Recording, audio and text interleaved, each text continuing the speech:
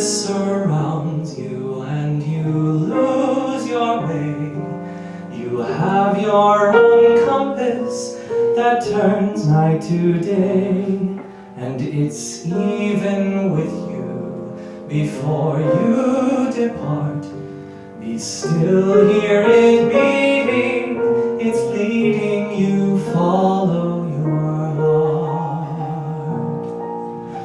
Now, the first relationship I ever had with a man, that's an important distinction, was my sophomore year of college.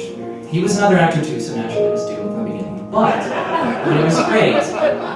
It was great. I mean, he was gorgeous and smart and talented and way cooler than me. I don't know what he was doing with me. And his parents were awesome. They showed me this level of acceptance from, your significant other's parents that I never thought I would have in my lifetime. It was incredible.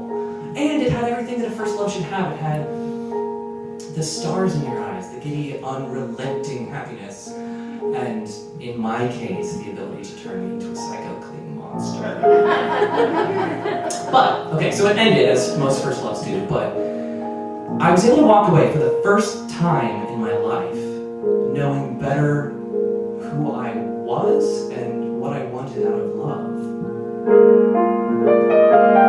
Follow into the open air, far from squalor and noise. Follow, someone is waiting there, someone who shares all your hopes and your joys. Now, my junior year of college, I had a 10-day fling with the best looking guy in the performing arts department. I'm really proud of him. But seriously, he was one of the guys that when you walked into a room, you would immediately look at the person sitting next to you and go, "Who is that?" No, and naturally, because of how gorgeous he was, and he was notorious for being gorgeous, I thought, oh, he's out of my league, no way. And one night at a party my junior year, he came up to me and touched my arm. And I was goo-goo eyes after that. The sad part is that it was 10 days because he was a senior, and he was moving away, and it was the very end of the year. But the good news is that 2 days before it ended, I had my 21st birthday bar crawl, and I was able to give him a really good going-away present. Vomit. I vomited.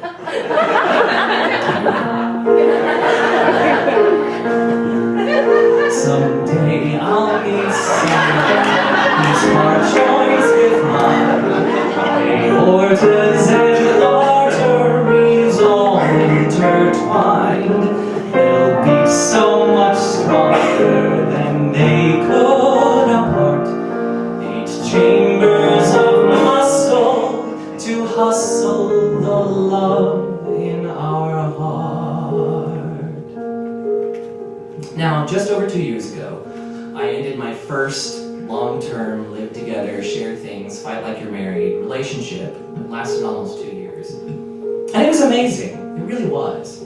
Now, it didn't end how I wanted it to. I'm all down for finding someone who can support you and care for you, but he found a sugar daddy and didn't even bother to find me one. Now, I'm not bitter,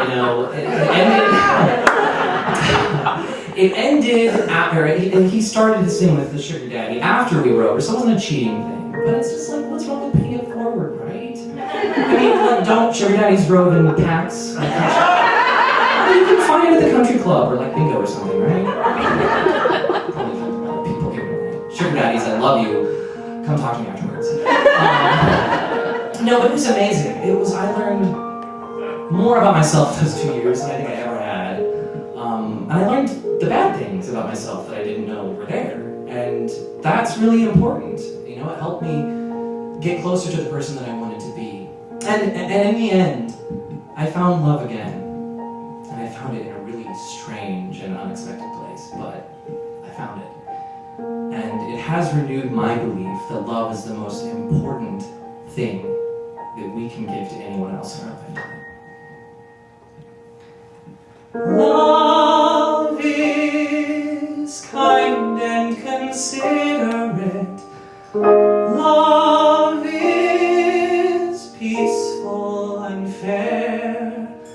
Love can creep up so suddenly